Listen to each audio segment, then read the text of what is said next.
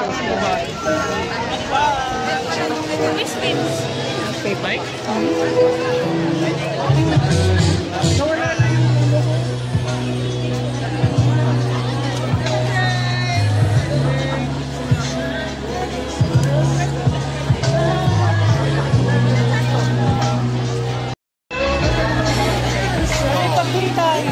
Saan?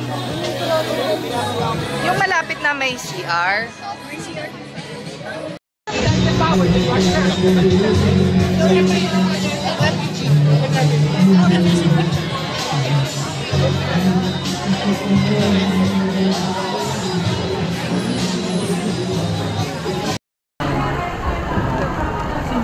Sila Philip, ginanong kasi Philip.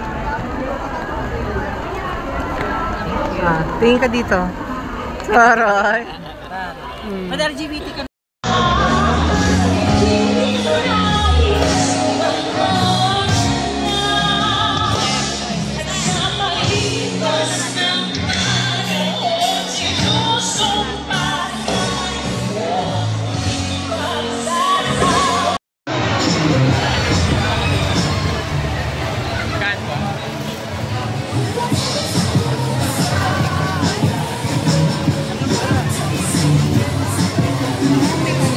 Para sa akin.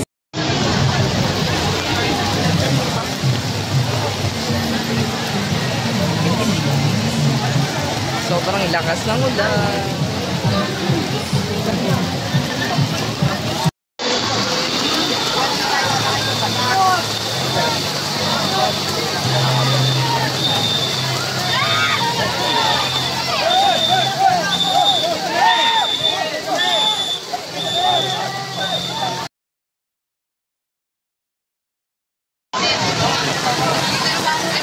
Yeah, may free hug.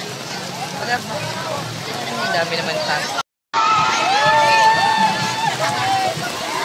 Yung phone ko parang makalumang panahon, no? Tingnan mo, at Philip, sobra. Again. Hi guys, welcome back to my channel.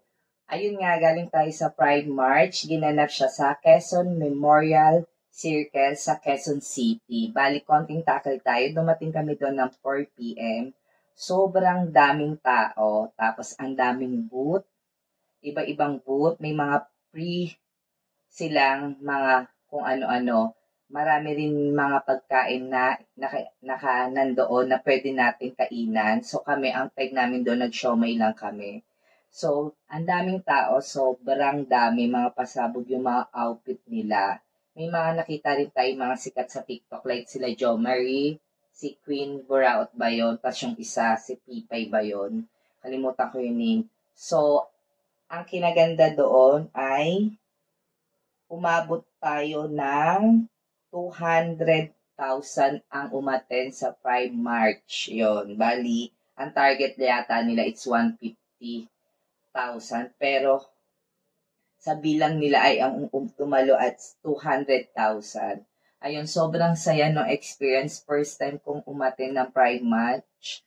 Yun, sobrang ganda, sobrang nakaka-enjoy, sobrang daming tao. Iba-iba talaga yung makikita mo. Talaga, may mga ibang lahi rin kami nakita doon.